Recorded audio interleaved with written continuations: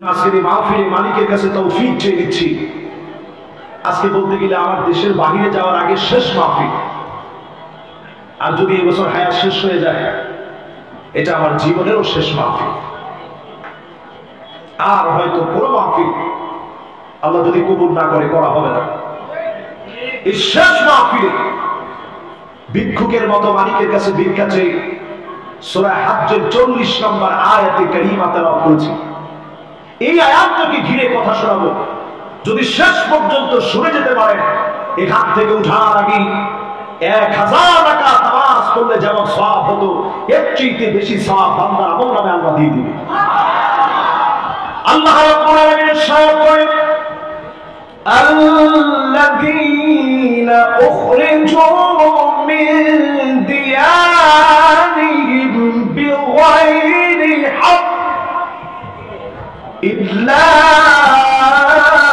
আন ইয়াকুলু রাব্বুনা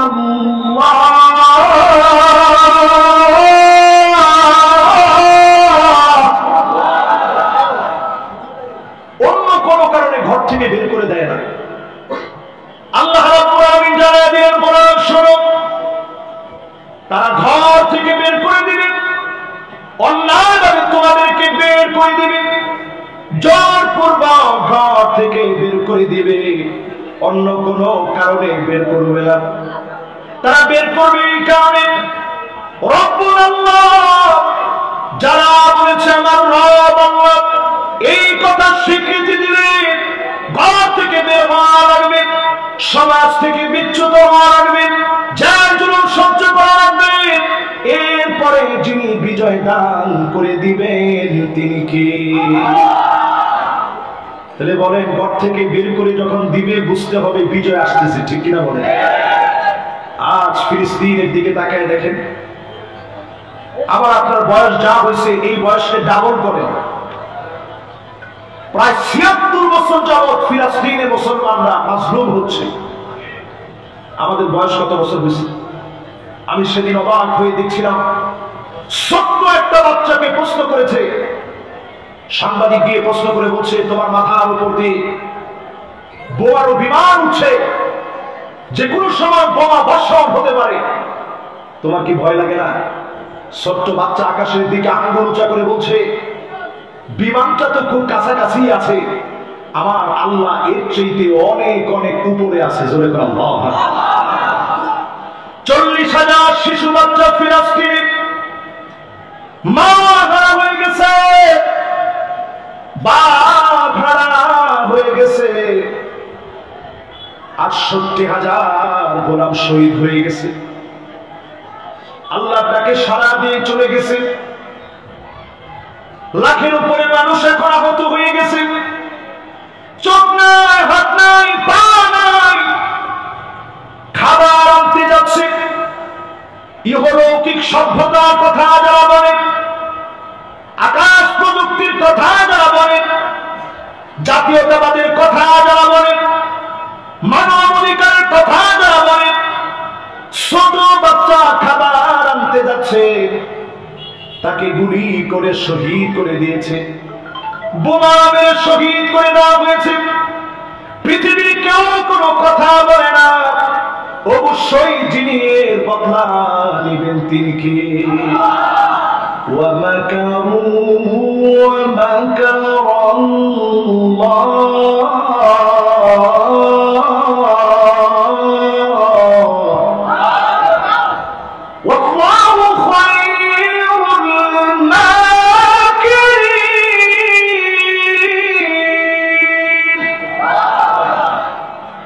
বদলা আল্লাহ নেবেন। বদলাটা কেমন হবে 20টা হাদিস দিয়ে আপনাদেরকে শোনাবো। শুনতে রাজি আছেন? একটা লোক এই মাহফিল থেকে এখন আর নড়াচড়া করার সুযোগ নেই। আমি সব শুনতাম, সবাই আমরা মনোযোগ সহকারে দেখছেন আমি সব কেন শুনতেছে, এরকম সবাই দিনটা নিয়ে শোনেন। 20টা হাদিস বলা শেষ, এরপরে আপনাদের কাছ থেকে আমি ছুটি নিয়ে বাড়ি চলে যাবো ইনশাআল্লাহ। বাড়ি তো অনেক দূর, সে পর্যন্ত যদি আল্লাহ যাওয়ার তৌফিক দেয়। 1 নম্বর হাদিস, আল্লাহর হাবিব বলেন, আকুরু দারিল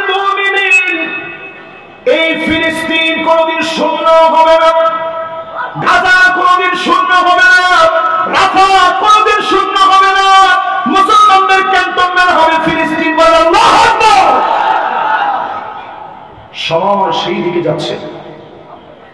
চিরস্থায়ী মুসলমানদের ঠিকানা জমিনের যুক্তরাষ্ট্র, মুসলমানদের যুক্তরাষ্ট্র হবে ফিলিস্তিন। সবাই আসবে এবং ফিলিস্তিনের বিজয় হবেই হবে। দুনিয়ার কেউ আটকা দিতে পারবে না, পারবে না, পারবে না।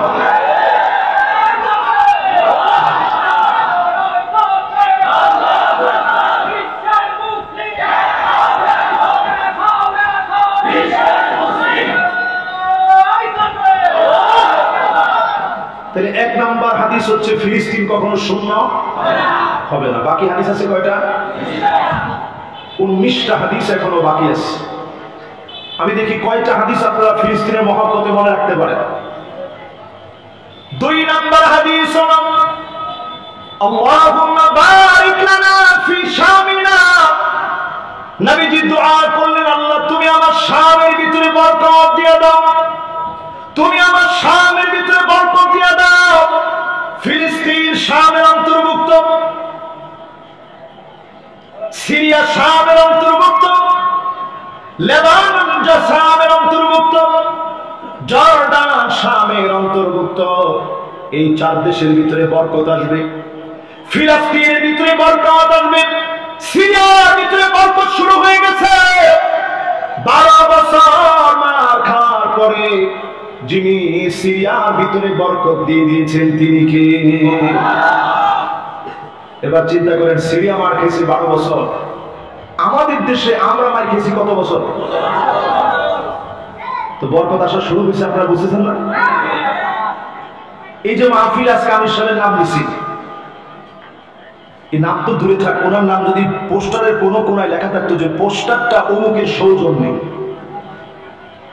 মাওলানা মুখতার সাহেবের সৌজন্যে এই পোস্টার, তাহলে আমরা মাহফিলটা করতে পারতাম। আর উনি যদি স্টেজে এসে বসতেন, একটা আলেম মানুষ তো, আপনি দলীয় পরিচয় বাদ দেন, আমরা কি মাহফিলটা করতে পারতাম? সুতরাং সবাই আসবে, দিক দিগন্তে প্রান্তে প্রান্তে কালেমার পতাকা পথ করে উঠবে, কোন জালেম টাকা পর্যন্ত বাধা দিতে পারবে না, ঠিক কিনা বলে? 2 নাম্বার হাদিস বলছে শামের ভিতরে বরকত আসবে। এই বরকত বিশ্বময় ছড়ায় পড়ছে, জোরে করে আল্লাহু আকবার। তাহলে 2টা হাদিস গেছে, বাকি আছে কয়টা? কয়টা? 18টা। এবার 3 নাম্বার হাদিসটা শুরু করি। 3 নাম্বার হাদিসের ভিতরে 6টা পার্ট আছে। কয়টা? আল্লাহর হাবিব 1 নম্বরে বলেন উদুস সিদ্দান বাইনা ইয়াদাইস সালাত। কিয়ামতের আগে 6টা বিষয় গুণে রাখবা। 1 নম্বরে মাউতি, আমি নবী দুনিয়া থেকে চলে যাব, উম্মত কোনদিন দেখবে না। বড় পরিতাপের সঙ্গে বলি, এক নজর নবীজিকে দেখি নাই, মক্কা মদিনায় যেতে পারি নাই। আল্লাহ নবী উম্মতের জন্য এত পরিমাণ কেঁদেছেন। আম্মা জানা আয়েশা বলে, প্রায় রাতে আমার ঘুম ভেঙে যেত কান্নার আওয়াজে। আমি আমার কানটাকে নবীজির জবানের সামনে নিতাম, কি বলে নবী এত পরিমাণ কান্নাকাটি করে। যখনই কানটা নিয়ে যেতাম, কান লাগায় শুনতাম, অন্য কিছু বলে নবী কান্দে না। নবী আল্লাহর কাছে কান্দে আর বলেন, আল্লাহুম্মা উম্মতি,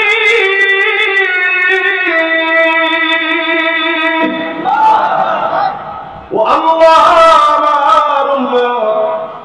আমার উম্মত বলে নবীজি কাঁদলেন।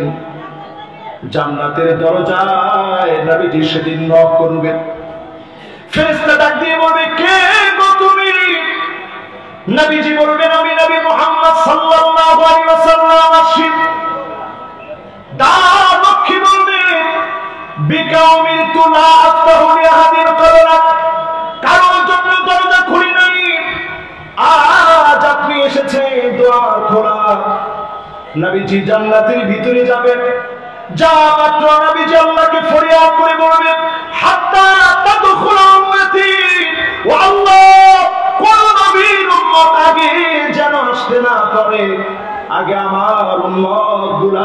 জান্নাতটাকে ভরে দাও। সব নবীর আগে নবীর উম্মত জান্নাতে যাবে। জান্নাতের ভিতরে 120টা কাতার হবে। সামানুনা মিন উম্মতি, 120 এর ভিতরে 80 কাতার নবীর উম্মত দিয়ে পূর্ণ হয়ে যাবে। অন্য সব নবীর উম্মত মিলে আল্লাহ জান্নাতের মাত্র 40 কাতার করবে। আওয়াজ করে বলেন কয় কাতার? নবীজির উম্মত দিয়ে 80 কাতার ভরে যাবে। অন্য সব নবীর উম্মত দিয়ে আল্লাহ জান্নাতের মাত্র 40 কাতার ভরবে। জোরে বলেন আল্লাহু আকবার। তাহলে আমার নবীর উম্মত দিয়ে ভরবে 80 কাতার। কত কাতার? 80 কাতার। জান্নাতের ভিতরে কাতার হবে 120টা। জোরে বলেন কয়টা? 120টা। আমাদের নবীর উম্মত দিয়ে ভরবে আল্লাহ জান্নাতের 80 কাতার। সব নবীর উম্মত দিয়ে ভরবে মাত্র 40 কাতার। বলেন আল্লাহু আকবার। খুশি না বেজার? কষ্ট হচ্ছে আপনাদের? আল্লাহ জান্নাতের ভিতরে 120 কাতারের ভিতরে 80 কাতার সেদিন নবীর উম্মত দিয়ে পূর্ণ হয়ে যাবে। অন্য সব নবীর উম্মত মিলে 40 কাতার পুরা হবে। নবীজি সেদিন গর্ব করবেন, ফাইন্নী মুকাসিরু বিকুমুল উমাম। আয় আল্লাহ, এই সব আমার উম্মত, আমাদের মতো গুনাহগারদেরকে নিয়ে নবী গর্ব করবে। সেদিন যিনি মাফ করে জান্নাতি বানায় দিবেন তিনি কে? আপনারা একটু একটু হালকা হালকা গুড়ি গুড়ি বৃষ্টির ফোঁটা কি পড়ছে? ও বন্ধ হয়ে গেছে না? একটু আল্লাহর দিকে তাকায় ডাক দিয়ে বলেন আল্লাহু আকবার। মাশাআল্লাহ, আপনারা কি ভয় পেয়ে গেছেন? আরে আমরা তো সেই জাতি যাদের উপরে আকাশ থেকে বোমা পড়লেও মুসলমান ভয় পায় না। জোরে বলেন আল্লাহু আকবার। তাহলে হাদিস শোনাবো জানি কয়টা? আল্লাহ, আমি আপনার কাছে তৌফিক চাই। 20টা তো আল্লাহ অনেক লম্বা, মাত্র 3 নম্বরে আসছে। আল্লাহ, আপনি মেহরবানি করে একটু সময় দিয়ে দিয়ে পড়েন। আমিন। বেশি সময় লাগবে না, আল্লাহ একটু সময় দিলে হবে। 3 নম্বর বলতে গিয়ে বলেছি নবীজিকে আমরা পাবো না। এরপরে নবীজি বলছে, উম্মত আঙ্গুলে গুনে নিবা। সুম্মা ফাতহু বাইতুল মুকাদ্দাস, আবার বাইতুল মুকাদ্দাস গর্জে উঠবে। আবার মুসলমানের বিপ্লবী আওয়াজ ছড়া পড়বে। কামানের সামনে, বারুদের সামনে, মিসাইলের সামনে নারে তাকবীর, আল্লাহু আকবার স্লোগান দিবে। তাকবীর, তাকবীর। ডাইরেক্ট এই শব্দটা ছিল নবীজি সাল্লাল্লাহু আলাইহি সাল্লামের যুদ্ধকালীন সময়ের স্লোগান। আমরা বাংলাদেশে অনেকে নারে তাকবীরের বিরোধিতা করি। ঠিকটা তো জোরে বলে না। এইদিকে লোকেরা বলছে, এইদিকে লোকেরা বলে না। সবাই বলে তো দেখি। এক গ্রুপ পেয়েছি, তারা বলে নারে তাকবীর স্লোগান এটা দলীয় স্লোগান, এই স্লোগান দেওয়া যাবে না। আরেক গ্রুপ আমার মতো হুজুর পেয়েছি, তারা বলে নারে তাকবীর স্লোগান দেওয়া যাবে না। ও মা, এখন তো ঠিক করলাম। নারে তাকবীর স্লোগান ও কাব্বিরহু তাকবীরা। বাংলাদেশের প্রাণ ধরে নারে তাকবীর স্লোগান, এমন স্লোগান যার সাথে শাহাদাতের রক্ত মিশে আছে। এজন্য সব জায়গায় নারে তাকবীরের স্লোগান দিবেন। এটা বীরত্বের স্লোগান, ঠিক কিনা বলেন? যদি আপনি লিল্লাহে তাকবীর বলেন অসুবিধা নেই, নারে তাকবীর বলেন তাও অসুবিধা নেই। তবে হাদিসে যে তাকবীর দেওয়া হয়েছে সেটা হচ্ছে তাকবীর আল্লাহু আকবার, যেটা নারে তাকবীরের ভিতরে পূর্ণাঙ্গ আছে, ঠিক কিনা বলেন? তাহলে এবার একটু বলেন, ফিলিস্তিন আবার বিজয় হবে, রাসূল সাল্লাল্লাহু আলাইহি সাল্লাম বলে গেছেন। বলেন আল্লাহু আকবার। 2 বার বিজয় হয়েছে ফিলিস্তিন। একবার বিজয় হয়েছে ওমর রাদিয়াল্লাহু তাআলা আনহুর জামানায়, আরেকবার বিজয় হয়েছে সালাউদ্দিন আইয়ুবীর জামানায়। শেষ আরেকটা বার যিনি বিজয়ী করে দিবেন তিনি কে? এরপরে নবীজি বললেন, সুম্মা মাউতানু ইয়াখুযু ফীকুম কাকুআসিল গানাম। এমন সময় আসবে ছাগলের ঠান্ডা লাগলে যেইভাবে কাশতে থাকে, এইভাবে কাশতে থাকবে, কাশতে থাকবে। ঠান্ডা জনিত মহামারী ছড়ায় পড়বে।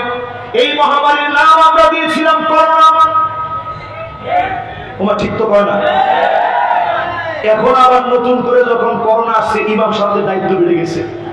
হুজুর যেমনি হোক ভুলে যাওয়া দোয়াটা আবার আমাদেরকে একটু মস্ত করায় দেন, একটু মুখস্থ করায় দেন।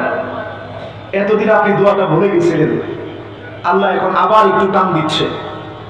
আওয়ালা ইয়ারাউনা আন্নাহুম ইফতানুনা ফি কুল্লি আমিন মাররাতান আও মাররাতাইন সুম্মা লা ইয়াতুবুনা ওয়া লা হুম ইয়াযাক্কারুন।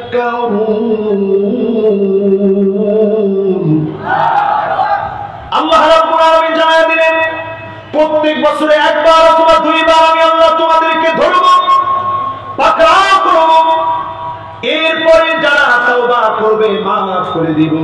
তাকায় দেখেন, এরপরে আমরা তওবা করি না, ফিরে আসি না। বাংলাদেশে ভয়াবহ সময় আসার আগে, আবার করোনা আসার আগে, ভয়াবহতা ছড়ায় যাওয়ার আগে আল্লাহর দিকে তওবা করে ফিরে আসেন। জমিনে দিন কায়েমের সিদ্ধান্ত নেন। এই জমিনটাকে যিনি বালা মুসিবত মুক্ত করে দিবেন তিনি কে? এরপরে নবীজি বললেন, হাতের ভিতরে গুণে রাখবা। দেখেন এগুলো সব চলে আসছে, কিন্তু যেগুলো গুণে রাখতে বলছে আমরা কিন্তু 3 নাম্বার হাদিসের ভিতরে আসছি। কয় নাম্বার? 3 নাম্বার হাদিসের 4th নাম্বার পাঠ হলো সুম্মা ইস্তিফাদাতুল মাল হাত্তা ইউতার রাজুল মিয়াতা দিনার ফায়াদাল্লু সাখিতা। 100 দিনার দিলেও মন ভরবে না। এখনকার সময় টাকা দেখে 400 কোটি টাকা মেরে খাওয়ার পরে কেনার মন পর্যন্ত ভরে নাই, ঠিক কিনা বলে? আবার গর্ব করে বলে আমার পিয়নে 400 কোটি টাকা মালিক আর কি। এই যে টাকাগুলো আপনি নিলেন, আরেকজন দরবেশ সাহেব ছিল, উনি এমন ব্যাস ধরছে, উনি এই লঙ্গি আর এই গেঞ্জিটা পরে যদি একটু ক্ষেতের মধ্যে ধান চাষ করতে নামতো, মনে হয় আর একটু সময় অন্তত শান্তি থাকতে পারত। আপনি দেখছেন এত ধনী হওয়ার পরেও ভালো একটা গেঞ্জি আর লুঙ্গিও বেশি নিয়ে যেতে পারে না। এই তো দুনিয়া।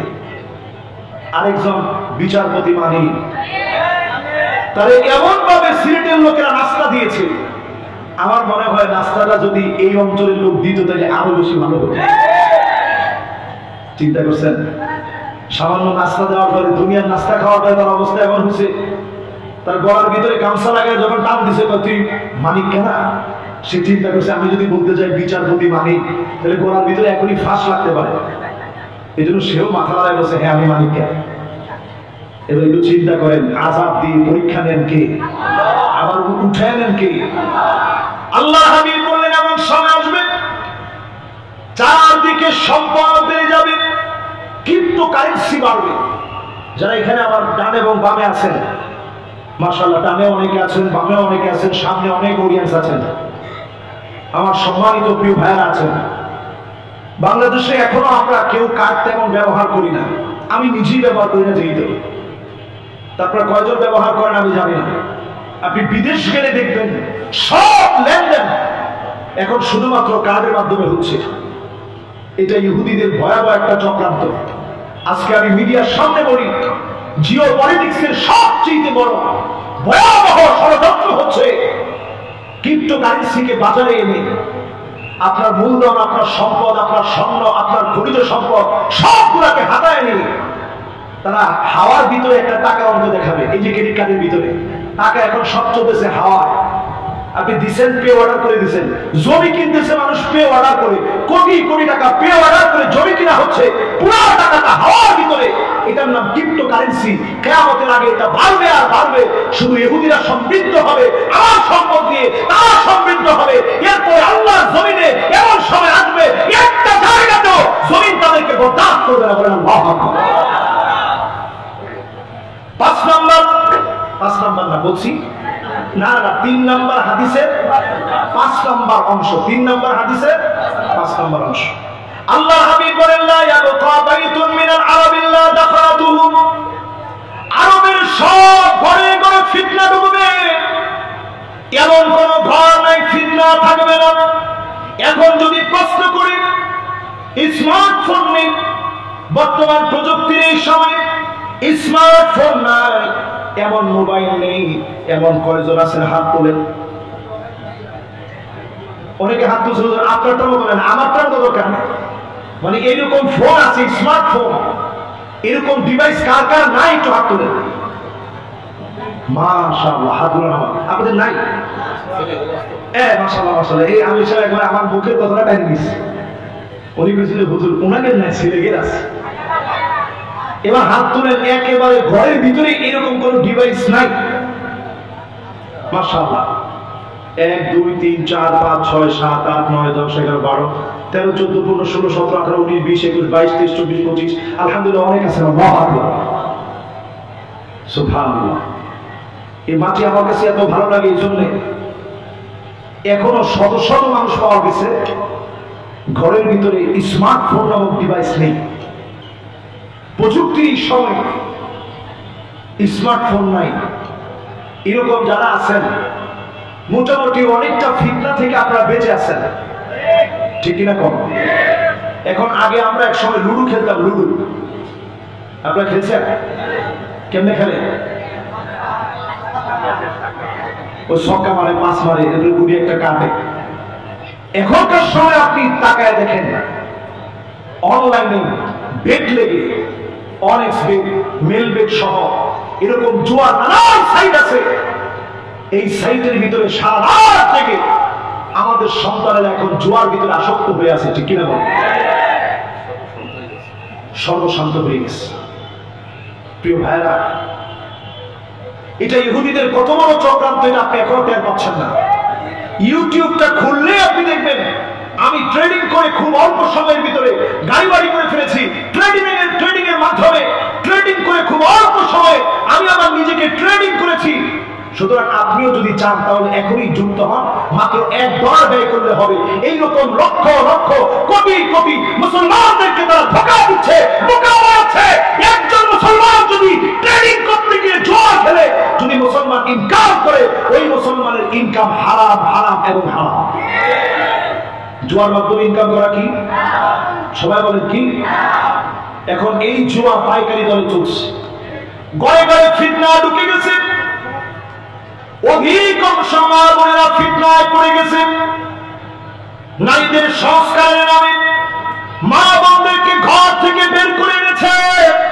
টাকা দেখবেন মহিলারা লজ্জা হারায় ফেলেছে, সম্মান আর ভূষণ তারা হারায় ফেলেছে, ঠিক কিনা বলে? তার মানে বোঝা যায় দিন যত যাচ্ছে নবীজির হাদিস সত্য হয়ে যাচ্ছে, ফিতনা ঢুকে গেছে। এরপরে নবীজি বললেন সুম্মা হুদনাতুন তাকুনু বাইনাকুম ওয়া বাইনা বানিল আসফার ফায়াকদিরুন। এই জায়গাটা বুঝা লাগবে, মনোযোগ দিন। কষ্ট হচ্ছে আপনাদের? বৃষ্টি হচ্ছে নাকি? হালকা হালকা? লিল্লাহি তাকবীর, জোরে কর লিল্লাহি তাকবীর। আমরা বলছি আজকের পুরো মাহফিলটা ফিলিস্তিনের জন্য হবে। আমরা তো আর ফিলিস্তিনে যেতে পারি নাই। এই মাহফিলের কথা বলার কারণেও যদি আজকে যদি দুনিয়া থেকে চলে যায়, আল্লাহ যদি মাফ করে দেয়, এটা আমার জীবনের সবচেয়ে বড় পাওয়া হবে। জোরে বলো আল্লাহু আকবার। নবীজি বললেন খ্রিস্টানদের সঙ্গে চুক্তি হবে, বেশি দিন এই চুক্তি টিকবে না। ফায়াকদিরুন, এই চুক্তি ভঙ্গ হয়ে যাবে। আজ আপনি তাকে দেখেন উত্তর কোরিয়া ইরানকে, উত্তর কোরিয়া ইরানের পক্ষে সায় দিচ্ছে, ইসরায়েলের পক্ষে ট্রাম্প দাঁড়িয়েছে, রাশিয়া মুসলমানদের পক্ষে বলতেছে বেশি দিন টিকবে না। বিনা সাহায্যে, মালিকের সাহায্য দিয়ে যিনি বিজয় দিয়ে দিবেন তিনি কে? নবীজি বলছেন 80টা দল হবে। 2টা বিশ্বযুদ্ধ এই পৃথিবীতে হয়ে গেছে। এই 2 বিশ্বযুদ্ধের পিছনে সভ্যতার ধ্বজাধারী, জাতীয়তাবাদের ধ্বজাধারী, সারা পৃথিবীকে যারা সারা পৃথিবীতে মানবাধিকারের কথা বলে, তাই এই পৃথিবীর ভিতরে 2টা বিশ্বযুদ্ধ লাগিয়েছে। আজকের পৃথিবীতে শুধু ইরানকে তারা হামলা করেছে, কারণ মুসলমান যেন পারমাণবিক শক্তিতে শক্তিধর না হতে পারে, ঠিক কিনা বলে? এবং তারা পাকিস্তানের প্রতি আঙ্গুল উঠিয়েছে কেন? কারণ পাকিস্তান মুসলমান। এখনো যদি আপনি পাকিস্তানের পক্ষে না বলেন, এখনো যদি আপনি ইরানের পক্ষে না বলেন, আল্লাহ আমাদের জবাব দেওয়া যাবে না। তারা সব এক হয়ে যেতে পারে। আল্লাহর জমিনে মুসলমানেরা নিজের জন্য প্রস্তুত হয়ে যাচ্ছে, ঠিক কিনা বলেন?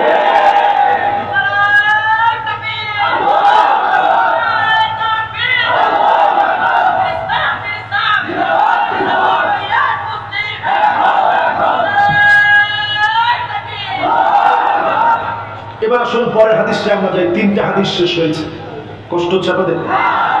4 নম্বরে নবীজি জানায়া দিলেন, বাদা আল ইসলামু গরীবা ওয়া সায়াউদু গরীবা তুবা লিল গুরবা।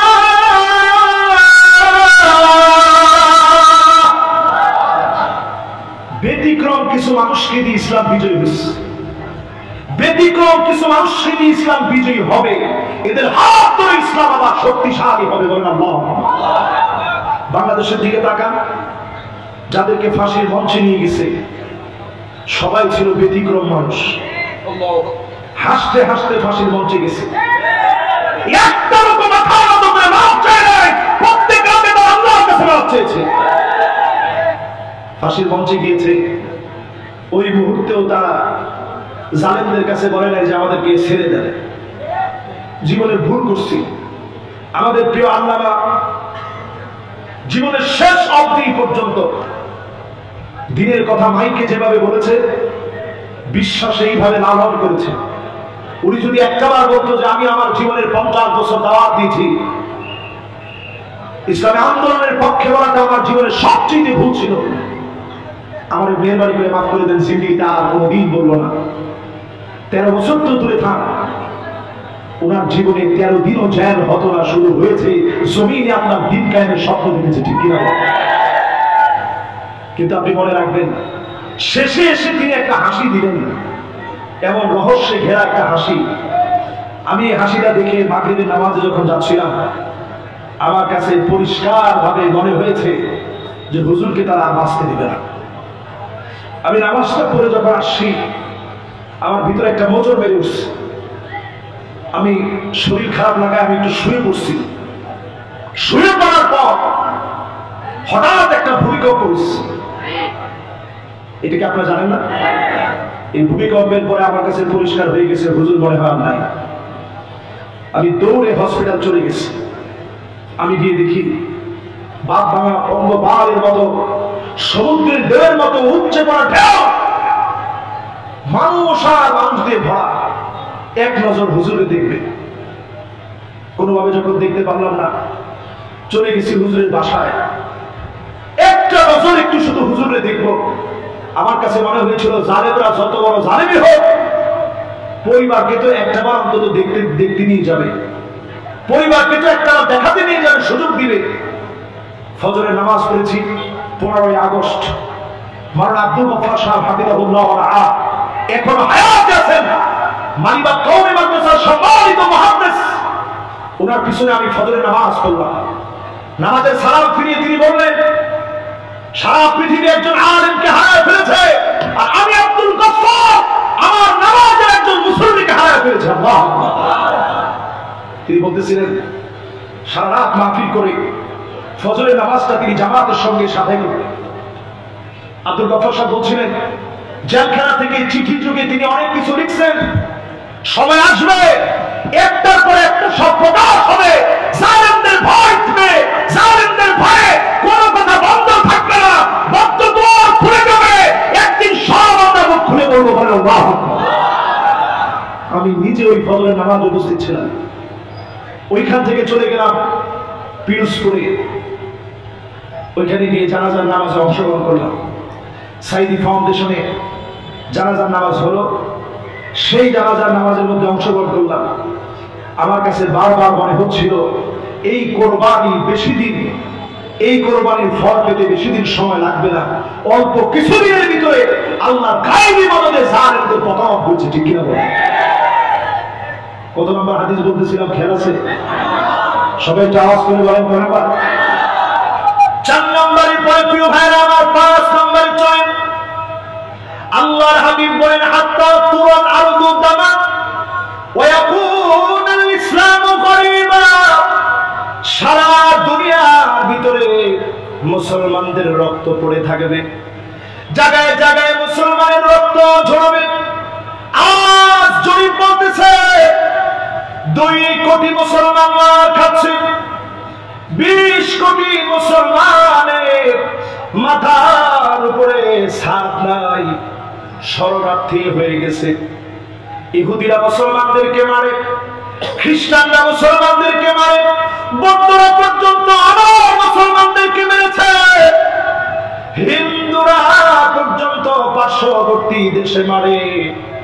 এরপরে মুসলমানদেরকে যিনি বিজয়ী বানায় দিবেন তিনি কে? কত নম্বর হাদিস? এবার 6 নম্বর হাদিসটা শুনেন। এই 5টা যে বললাম আপনাদের মনে আছে কার কার? মাশাআল্লাহ, কার কার? লিল্লাহে তাকবীর। এবার 6 নম্বর হাদিসটা শুনেন। যারা লিখে রাখতেছেন লিখে রাখেন, যারা অন্তরের খাতায় লিখছেন তারা আরো ভালো, যারা মোবাইলে রেকর্ড করছেন বাসায় গিয়ে শুনবেন। কয় নম্বর হাদিস? 6 নম্বর হাদিস। আল্লাহর হাবিব বলেন, ইউশিকুল উমাম আন তাদানি কামা তাদানাকা ইলা কাসাতিহা। ও মুসলমান, দস্তরখানায় খাবার বেড়ে, দস্তরখানায় খাবার বেড়ে আপনি যেভাবে মেহমানদারি করেন, সারা দুনিয়ার ভিতরে মুসলমানদেরকে মারার পরিকল্পনা হবে। কখনো ইহুদিরা মারবে, কখনো খ্রিস্টান মারবে, কখনো হিন্দু মারবে, কখনো বৌদ্ধ মারবে, আমাদেরকে চাবা চাবা খাবে। অবশ্যই ঐক্যবদ্ধ হওয়া ছাড়া বাঁচার কোনো উপায় না। ঠিক কিনা বলেন? নবীজি কি শব্দ চয়ন করছে একটু চিন্তা করেন। দস্তরখানায় খাবার বেড়ে, ইউশিকুল উমাম আন তাদানি কামা তাদাল আকলা ইলা কাসআতিহা। দস্তরখানায় খাবার বেড়ে এই যে একটু খান, এই যে একটু নেন, এইটা খুব স্বাদ হয়েছে, এইভাবে যেমন বলে বলে খাওয়ানো হয়। আজকে বলা হবে বাংলাদেশ ধরো, কালকে বলা হবে পাকিস্তান ধরো, এরপরের দিন বলবে আফগানিস্তান ধরো, এরপরের দিন বলবে ইরান ধরো। একটার পর একটা ধরবে। যদি বাঁচতে হয় ঐক্যবদ্ধ হওয়া লাগবে। ঠিক কিনা বলেন? এগুলো কি আমার কথা? আল্লাহ এবং তার রাসূলের কথাগুলো আপনাদেরকে শোনাচ্ছি। কত নম্বরে ছিলাম? ভেজা লেগে গেছে। কত নম্বর? 6 নম্বর শেষ। এবার 7 নম্বর শুরু। একজন মুরব্বী নাতিরি নিয়ে উঠে চলে যাচ্ছে। আসবেন তো? উনি হাত দেখায় বসে আসবে। আপনারা আসার পক্ষে না আসার পক্ষে? তাহলে হাদিস শেষ হলো কয়টা? সময় বাকি আছে, থাক, অসুবিধা নেই। আল্লাহর কাছে বলতে থাকি, আল্লাহ ইনশাআল্লাহ ঠিকঠাক রাখবে। ইনশাআল্লাহ বলে কয়টা শেষ?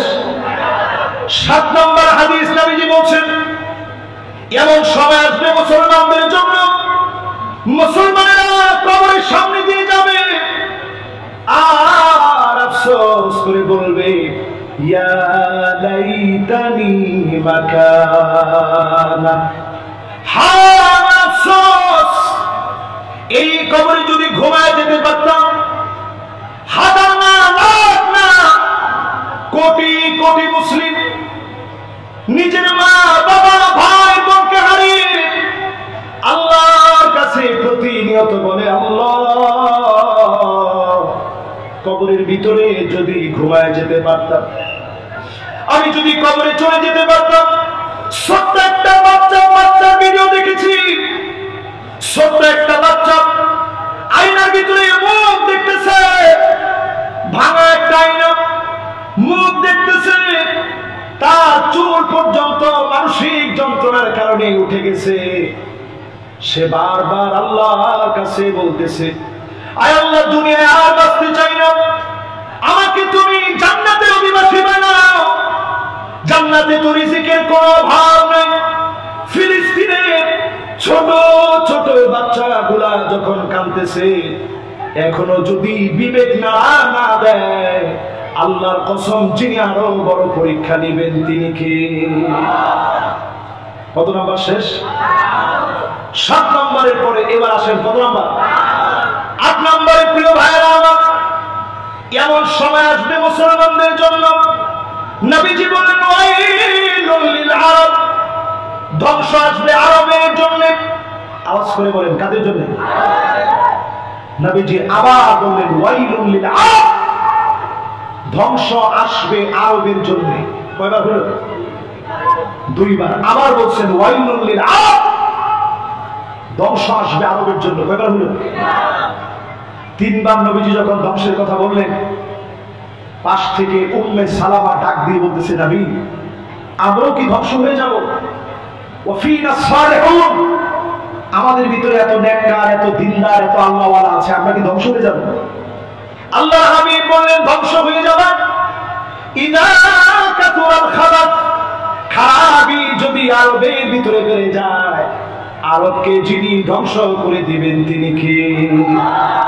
এখন আপনি নিরপেক্ষ হন, নিরপেক্ষ দৃষ্টিভঙ্গি থেকে বলেন আরবকে এখন ভালো পথে আছে না খারাপ পথে? এই আমারে মিশরে পুলিশে ধরছে দুইবার। কয়বার? এগুলো আগে এক সময় আওয়াজে বেশি বলি নাই, বললে বলবে যে সে নিশ্চিত জঙ্গি। বিদেশে পুলিশে ধরছে কেন? একবার যখন পুলিশে ধরে নিয়ে গেছে, ওই দিন গেছি ল্যাপটপ কিনতে, আমার সঙ্গে দুইজন বাঙালি ছিল।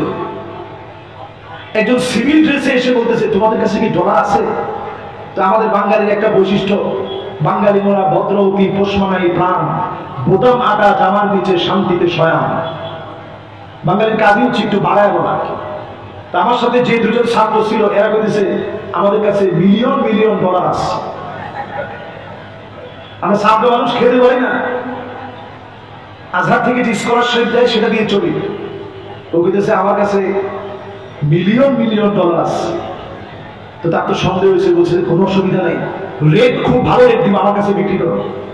পরে আমি সাথে সাথে বললাম না, ওরা এমনি তোমার সাথে দুষ্টামি করছে, বাঙালি তো এই জন্য একটু বাড়ায় বলছে, তুমি কিছু মনে করো, আমাদের কাছে কিছুই নেই।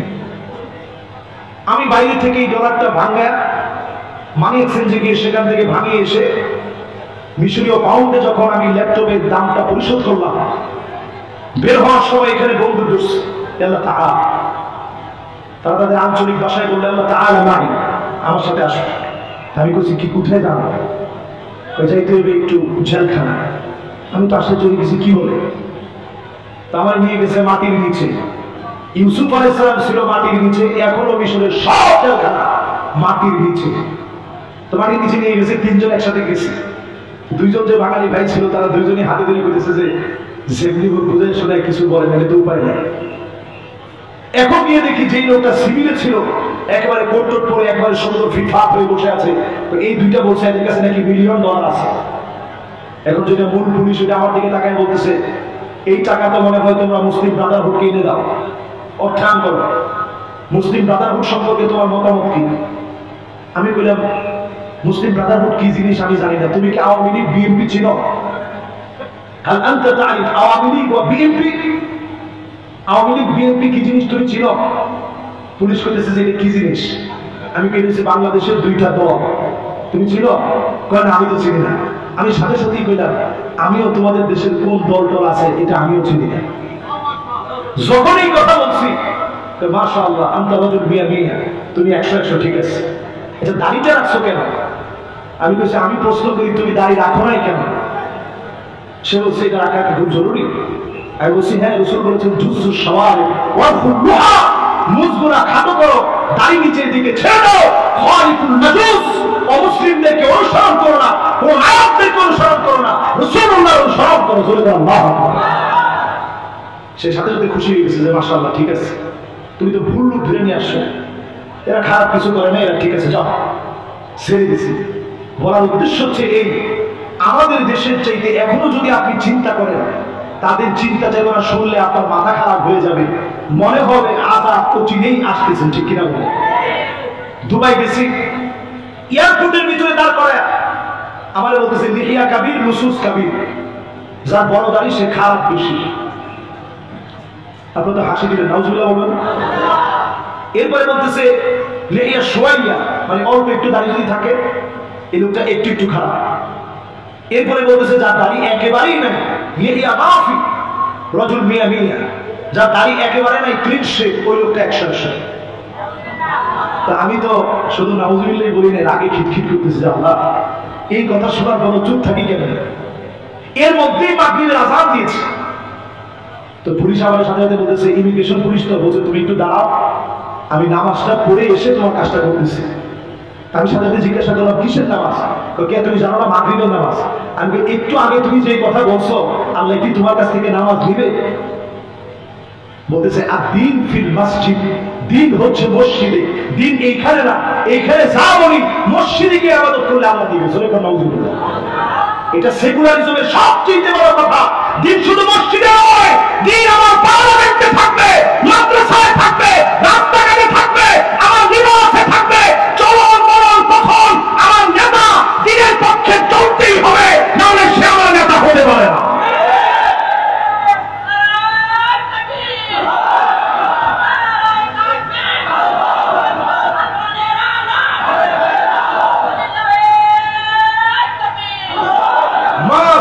একেবারে 100 কথা বলছিস। তাহলে এবার একটু আপনারা বলেন তো দেখি, দিন কি শুধু মসজিদে? দিন হোনা এই মাহফিলে যেমন দিন আছে, পার্লামেন্টে এমন দিন থাকা যায়। মাহফিলের দিন যদি এখানেই থাকে, মসজিদে সীমাবদ্ধ থাকে, মাদ্রাসায় সীমাবদ্ধ থাকে, আইন আন্দোলনে যদি দিন না ঢুকে, টাকার বিনিময়ে আইন বিক্রি হয়ে যাবে। এই জন্য পরিষ্কার ভাবে আজকে সিদ্ধান্ত নেন, দিন থাকা লাগবে সব জায়গায়। বলেন দিন থাকা লাগবে। আমাদের ওয়াজ শোনা, সাহাবায়ে কেরামের ওয়াজ শোনা, আমাদের ওয়াজ করা, নবীজির ওয়াজ করার মধ্যে পার্থক্য কি? নবীজি ওয়াজ করার পরেই সাহাবীরা বলতেন সামিআনা ওয়া আতানা, শুনলাম আর মানলাম। আর আমরা ওয়াজ করি, শোনার পরে আপনারা বলেন যাক সুরটা ভালোই দিছে, সুরসার ঠিক আছে, কিন্তু নামাজ পড়বো না এটাও ঠিক আছে। বাংলাদেশে নামাজের হুকুম কয়েক প্রকার। কষ্ট হচ্ছে আমাদের? তাহলে আজকে 10টা হাদিসই বলি ইনশাআল্লাহ। না কয়টা দেখেছি? মাশাআল্লাহ। তাহলে আজকে ইনশাআল্লাহ এই পর্যন্ত থাকবে। দুইটা বলে রাত যেহেতু 12টার দিকে চলে গেছে। ও বৃষ্টি শুনবে? আজকে শুনে ফেলবেন সব ইনশাআল্লাহ। আচ্ছা কোন জায়গায় আসছিলাম? বলছি বাংলাদেশে নামাজের হুকুম কয় রকম। একটা হচ্ছে আল্লাহর হুকুম। আল্লাহর হুকুম নামাজের ব্যাপারে কি? ডান দিকের লোকেরা শুধু বলছে, আর আপনারা বলেন না কি? সবাই বলেন। বাংলাদেশে আমরা নামাজের হুকুম ফরজ মানি খুব কম সংখ্যক লোক। দ্বিতীয় নাম্বার, আমরা নিজেদের মন গড়া নামাজের হুকুম বানিয়ে নিছি ভালো। ইচ্ছে করলে পড়লাম, না ইচ্ছে করলে না পড়লাম। নামাজ ভালো জিনিস, এ প্রতি মনে চেয়েছে জুমার নামাজ পড়লাম, ঈদের নামাজ পড়লাম, সবে বরাতে একটু গেলাম, সবে বদলে গেলাম, নামাজের হকাতে হয়ে গেছে। 3 নাম্বার, নামাজের হুকুম বাংলাদেশে চলে পাইকারি দরে চলে। যে হুজুর ড্রাইভারটা রাখছি ভালো, কিন্তু নামাজে গেলে ঠিক আছে, নামাজে যা, কিন্তু নামাজে গেলে পরে সময় লাগায় ফেলে অনেক বেশি। উনার কাছে নামাজের হুকুম মাকরুহ মানে অপছন্দনীয়, নামাজে যাক এটা চায় না। নিজে গাড়িতে বসে থাকে, ড্রাইভার নামাজে যায়, তোর মতো হতভাগা একটা বার তোমার কল্পনায় আসে না ড্রাইভার আল্লাহর গোলামি করে, আমি আল্লাহর গোলামি করতে পারি না। ঠিক কিনা? আরেক প্রকারের মানুষ নামাজের হুকুম নিয়ে বসাইছে, নামাজ দেখতেই পারে না। শ্রমিকদেরকে বলে খবরদার আমার কোম্পানিতে নামাজ পড়া যাবে না, ওর কাছে নামাজের হুকুম হারাম। নামাজের হুকুম কি? জোরে কোন নাউজুবিল্লাহ। এই সব কিছু শোনার পরে যদি নামাজ কায়েম করা লাগে, 54 বছরের সব দেখা শেষ, সামনে যদি হয় আল কোরআনের বাংলাদেশ, তবেই নামাজ কায়েম হবে। একটা লোক নামাজ ছাড়া থাকতে পারবে না, পারবে না, পারবে না।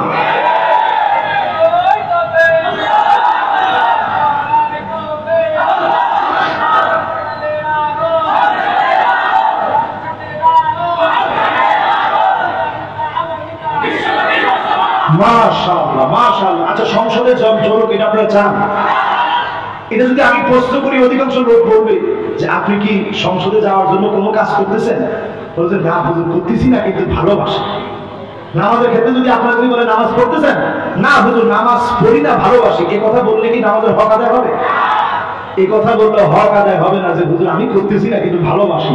আজ থেকে জমিন আল্লাহর দ্বীন কায়েমের জন্য অতন্ত্রী প্রহরী আপনি হয়ে যান। যদি অতন্ত্র প্রহরী হতে পারেন, মান কাদা আল্লাহ, দ্বীন বিজয়ের জন্য যদি আপনি বের হতে পারেন, যদি আপনি আপনার পাটাকে আল্লাহর জমিনে দ্বীন কায়েমের জন্য দুরায় মরিদ করতে পারেন, সহিহ হাদিসের বক্তব্য হচ্ছে হারামাহুল্লাহু আলাইহিন নার, এই দুইটা পায়ের জন্য জাহান্নামের আগুন হারাম হয়ে যাবে। আল্লাহু আকবার বলেন। তাহলে কয় নাম্বার শেষ? 8 নম্বর শেষ, এবার 9 নম্বরটা শুনেন। আল্লাহর হাবিবের সাথ হয় নবীজি জানায় দিয়ে গেলেন এমন সময় আসবে ইল্লা আলা হুসানাতিন মিনান নাস, অধিকাংশ লোকের দিকে তাকায় দেখবেন ভালো লোকের সংখ্যা, নেককারের সংখ্যা কমে যাবে, বদকারের সংখ্যা বেড়ে যাবে। বাংলাদেশের ভিতরে তাকায় দেখেন নেককারের সংখ্যা এখন কম না বেশি? 70-80 রাকাত তাহাজ্জুদ পড়ার লোক কম না বেশি? না না, বাংলাদেশের 70-80 রাকাত পড়ার লোক কিন্তু আছে, কিন্তু নামাজ পড়ার লোক নেই। ঠিক কিনা বলেন? রাসূলের হাদিস নাম্বার কত? এই হাদিসটাও মিলিয়ে দেখেন অধিকাংশ লোক এখন তারাশ করে দেখেন মানুষের হাতে হাতে মোবাইল, মানুষ চালাক আগের চেয়ে বেশি না কম?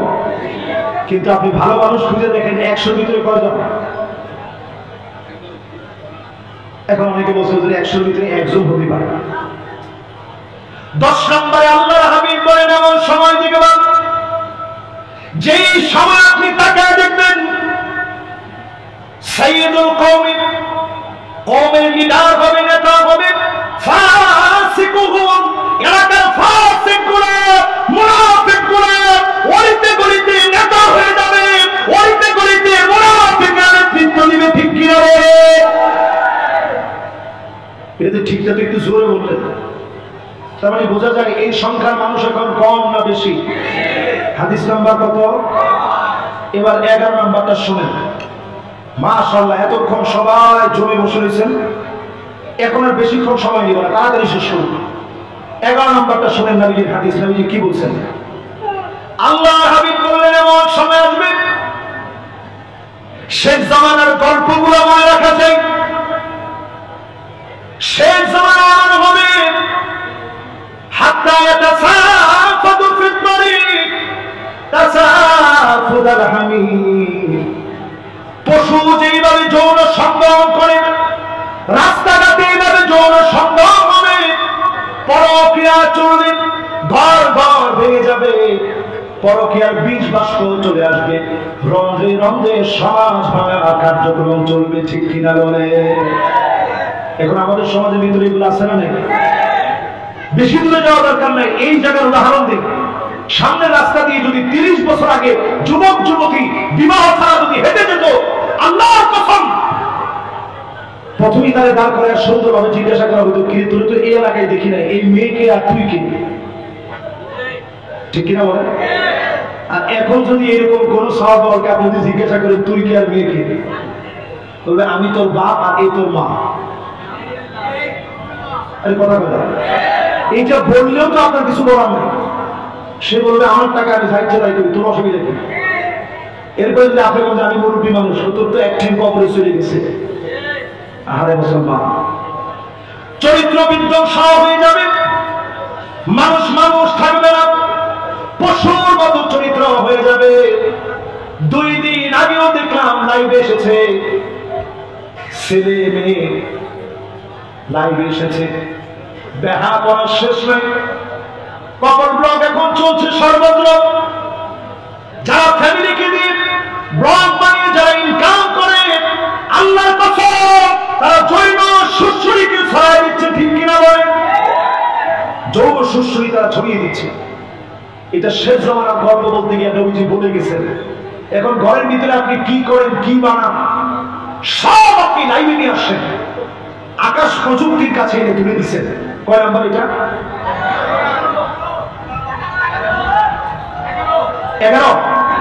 11 শেষ। এবার কয় নাম্বার? মাশাআল্লাহ। 12 নম্বরে নবীজি বললেন শোনো, হাত্তা ইয়াবুদাল্লাহু ওয়াল উজ্জা, মুসলমান মূর্তির পূজা করবে। এখনো যারা নেতার গোলামি করে, নেতার আনুগত্য গোলামি বাদ দেন, আল্লাহর গোলাম হন। নেতা যদি আল্লাহর গোলাম হয়, ওই নেতার অর্ডার আপনি মানবেন। ঠিক কিনা বলে? কয় নাম্বার? সবাই কোন কয় নাম্বার? ঝটপট আর 8টা হাদিস আপনাদেরকে শোনাবো, একবারে ঝটপট। ঝটপট শোনাই? তাহলে যে ভাই উঠতেছে উনি যদি বসে তাহলে ঠিক আছে। এত মাশাআল্লাহ জোয়ান মানুষ উনি। উনি হল সুপার, উনি তো জাতি পারবে না, পিঠা পারবে? মাশাআল্লাহ। তাহলে কত নম্বর শেষ? 12 নম্বর শেষ। এবার মনোযোগ দিয়ে শেষ 8টা হাদিস শোনেন। 13 নম্বরে নবীজি বলেন, এমন সময় আসবে যেই সময় তোমরা দেখবা, যেই সময় তোমরা শুনবা মসজিদের ভিতরে হট্টগোল হবে, ইমাম সাহেবকে বাধা দেওয়া হবে, ইমামের আগে মাতবরি করে কথা বলা হবে, ঠিক কিনা বলে? নবীজি বলেন এমন অবস্থা তোমরা দেখবা, শুধু তোমাদের চেহারা কাঁথার মতো হয়ে যেত, শুধু হয় নাই, নবীর উম্মত দেখে আল্লাহ মাফ করে দিয়েছে। জোরে বলেন আল্লাহু আকবার। আমার একসাল্লাযী ইয়ারফা রাসাহু ক্বাবলা ইমাম, ইমামের আগে মাথা উঠাবেন না, বেয়াদবি করবেন না, ইমামের চাইতে বেশি বুঝতে যাবেন না। ইমামের উপরে যারা বাড়াবাড়ি করবে তাদেরকে যিনি দুনিয়া আখিরাতে লাঞ্ছিত করবেন তিনি কে? অনেকে দেখবেন ঘড়ির দিকে তাকায় থাকে, সেকেন্ড গুনতে থাকে, আর কয় সেকেন্ডে 1 মিনিট হতে বাকি আছে,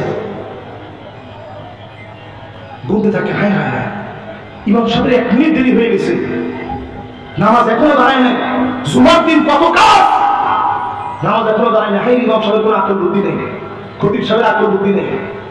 বয়স হওয়ার পরে উনি তাড়াতাড়ি রুকু সেজদা থেকে উঠে যেতে চায়। ইমাম সাহেবকে জিজ্ঞাসা করে, আপনার বয়স কত? ইমাম সাহেব এই তো 35 বছর।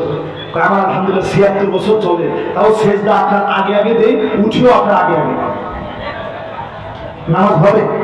জোরে নামাজ হবে? এই মাতবরি করতে যায় না, নবীজি নিষেধ করে গেছেন।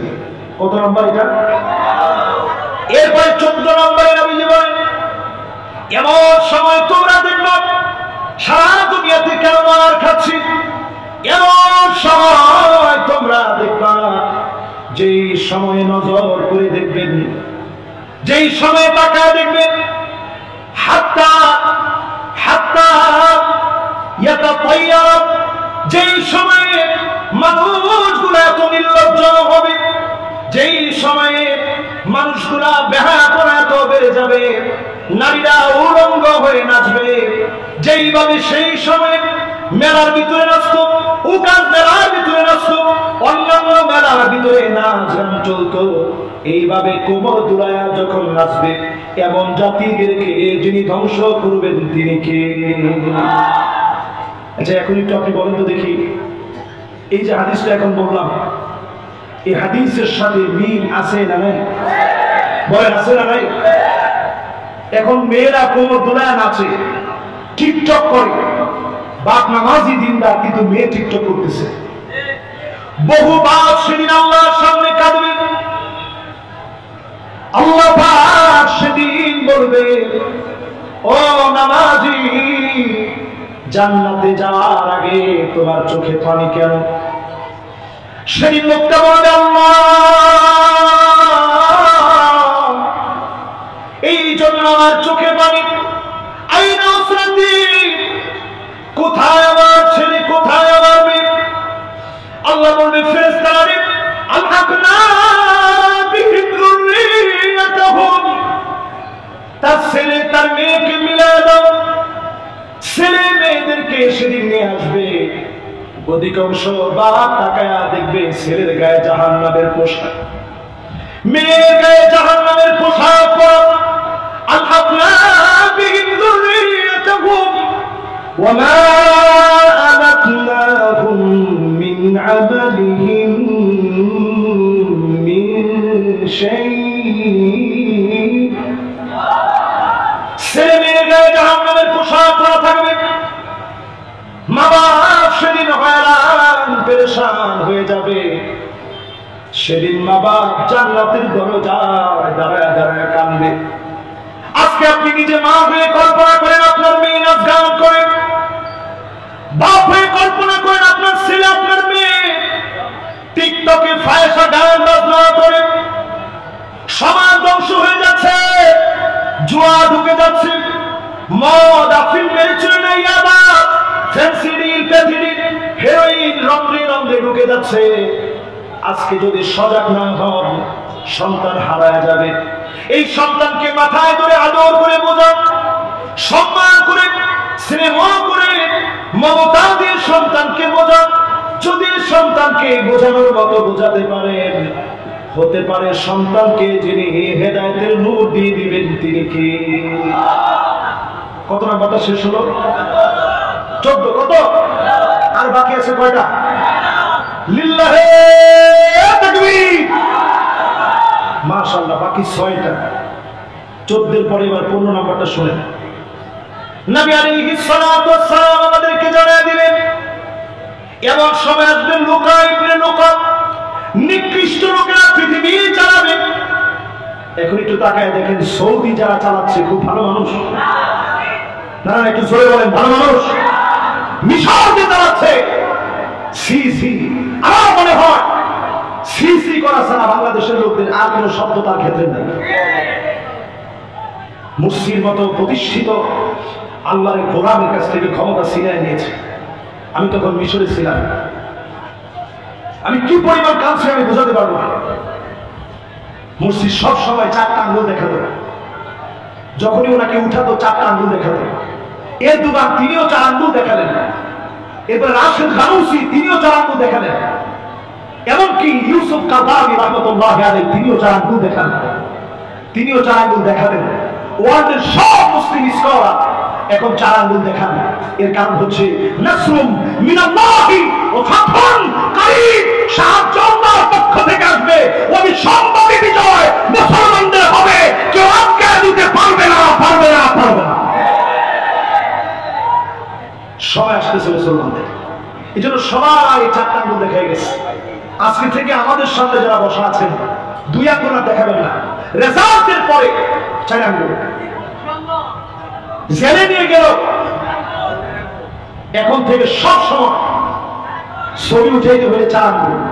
যারা ইহুদিদের এজেন্ডা বাস্তবায়ন করতেছে, অনেক নায়ক গায়ক বিভিন্ন ব্যক্তিবর্গ দেখবেন 2 আঙ্গুল দেখায়, এটা শয়তানের শিখ। কেউ দেখায় 3 আঙ্গুল, এটা তৃতীয়বাদ। এই কোনটা আমরা দেখাবো না। ভিক্টোরি, এটা খ্রিস্টানরা দেখায়, এই কোনটা আমরা না দেখি। আমরা সরাসরি দেখাবো 4টা আঙ্গুল, বুঝিয়ে দেব নাসরুম মিনাল্লাহি ওয়া ফাতহুন কারীব, আগামী বিজয় আল্লাহ প্রদত্ত বিজয়, অবিসম্ভাবী নিশ্চিত মুসলমানদের বিজয়। পিআরসি জরিপ বলছে, এটা খ্রিস্টানদের জরিপ নিয়ে, আমাদের না। তাদের জরিপ বলতেছে 2050 পর্যন্ত যেইভাবে এখন চলতেছে এইভাবে যদি চলতে থাকে সবচেয়ে বেশি হবে মুসলমানদের সংখ্যা, সবচেয়ে প্রভাবশালী হবে দুনিয়ার ভিতরে আল্লাহর গোলাম মুসলমানরা। জনগণ আল্লাহু আকবার। এজন্য ইহুদিদের মাথা নষ্ট হয়ে গেছে। তাহলে এখন কয় নাম্বার আছেন? জোরে কর। 15 নাম্বার শেষ, আর 5টা হাদিস বাকি আছে। 16 নম্বরে আল্লাহর হাবিব বলেন, তোমরা নিজের চোখে দেখবা হাত্তা ইয়াকতুলা জারহু, প্রতিবেশীকে মারবে, হাত্তা ইয়াকতুলা আখাহু, ভাই ভাইকে মারবে, হাত্তা ইয়াকতুলা আবাহু, মা বাপকে পর্যন্ত শহীদ করে ফেলবে। এখনই আমরা দেখি, কিছুদিন পরে পরে ফেসবুকে আসে সন্তান বাপকে মারতেছে, রক্তাক্ত করে ফেলেছে, ড্রেনের ভিতরে বাপ পড়ে গেছে, তারপরেও সন্তান মারছে, মাকে গোয়াল ঘরে ফেলে রেখেছে। এই দৃশ্যগুলা যখন দেখি আমার মনে হয় মুসলমানদের এখনই সময় ফিরে আসা, মা বাপকে এখনই চিনে মা বাপের কাছ থেকে দোয়া নিয়ে চলেন, অবশ্যই যিনি আমাদেরকে বিজয় দান করবেন তিনি কে?